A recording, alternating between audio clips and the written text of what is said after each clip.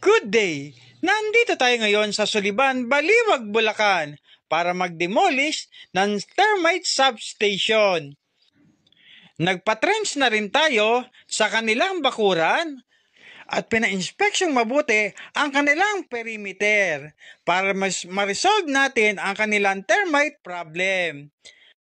At ito ang kanilang termite substation problem na kailangan nating i-demolish. At ayan, dahan-dahan na natin pinatatanggal. Kailangan natin itong makomplete na demolish lahat.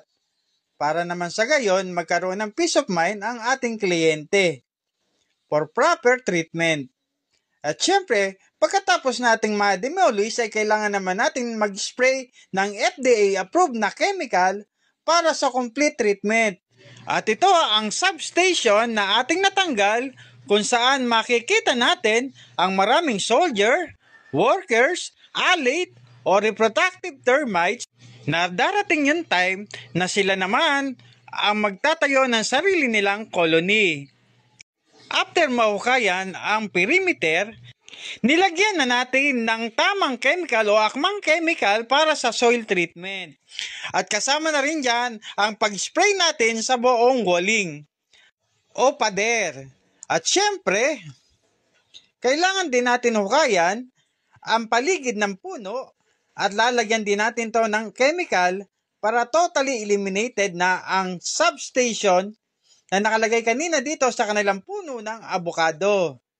Kasama din ang kanilang puno ng mangga kung saan napakaraming gapang ng mud tubes o dinadaanan ng termite, kaya ito'y amin ang pinatanggal at inisprayan na ang buong paligid ng puno para ma-treatment na ng maayos. At pinayukayan na rin natin ang paligid ng puno para sa proper treatment.